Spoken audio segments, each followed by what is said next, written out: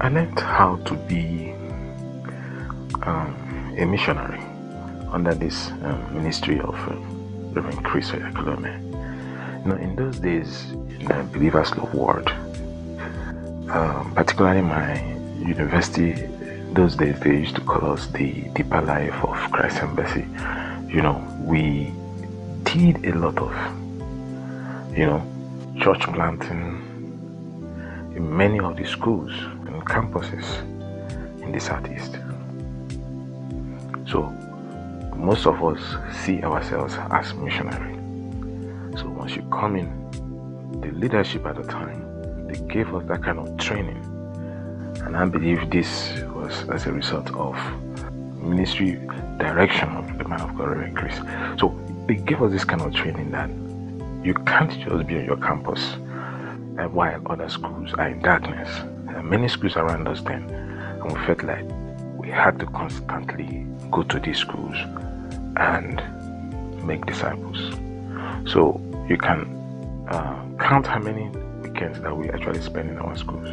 So most weekends we are out, especially Friday, Saturday. We may come back for service on Sundays, but most times we are on missionary. So we planted many of the fellowships at that time around this Southeast.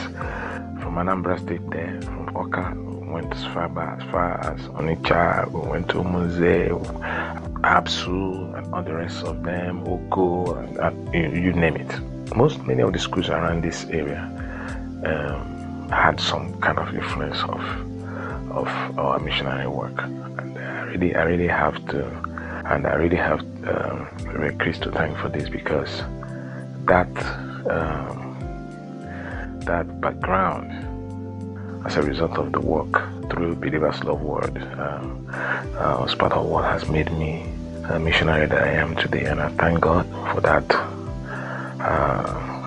training. It's something that I tell you nobody can take away from me. I relish it, and every time I remember the work done, it inspires me the more.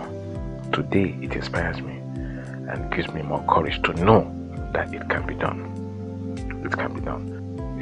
We must not forget that we are in the light, but there are so many people that stay in the darkness. You may be asking yourself, the things that you knew, some of the things that we knew years back. Sometimes when I watch TV and I see some ministers on TV talking about